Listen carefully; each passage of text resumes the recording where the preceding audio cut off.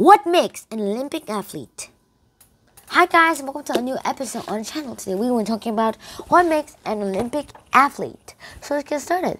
What does make an Olympic athlete? Well, a lot of things do. First of all, muscle power. A lot of athletes who actually weightlift, actually I don't have any weightlifts here, usually have a lot of characteristics inside their bodies. Of course, they actually do some training.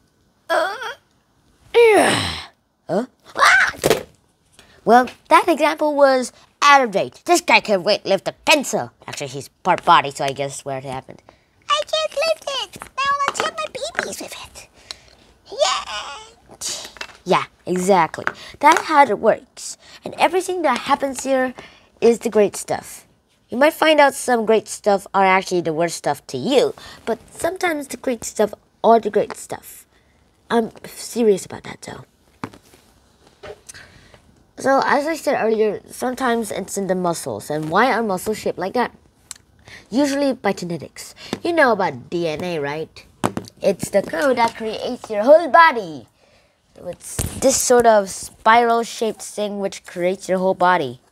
And this is a fake one because it's just a model, obviously. And once you start replicating your DNA, you might even find out you can actually replicate your own DNA into someone else's DNA, but that's science fiction, yeah. So this is how it works, by the way. And everything that happens here is true. DNA, it's usually in the DNA that how athletes actually go. Like, if you find a certain strand of DNA somewhere, you might find out that there is a lot that happens here. Like in this GC code, for example, an GC and AT code, you might find out that there's actually the code for for the muscle power building. And then let's say that we actually have some RNA. So part of the RNA goes all the way to the messenger RNA. And then they receive it and copy the DNA. And then, well, they start making that type of fiber. Yeah, that's what RNA is actually for. Messaging and copying DNA. So, I guess what's the reason for Olympic athletes. Just no training, you practicing, there's genetics. Actually, no. Usually, if you don't train your genes might actually change because of the way you treat your muscles.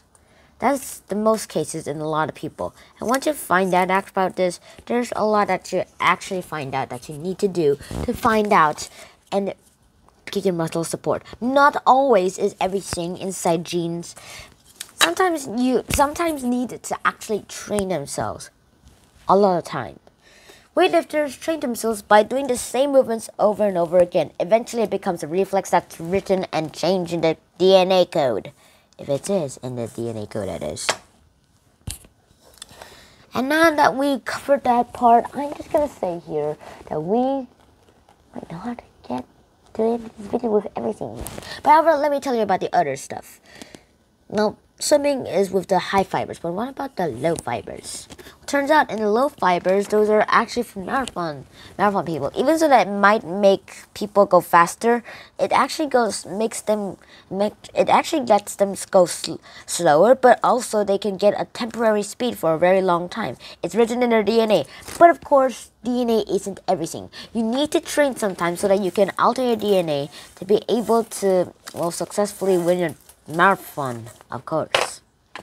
Training, practicing, and sometimes DNA gets involved in marathon training. Probably like my best friend Carson.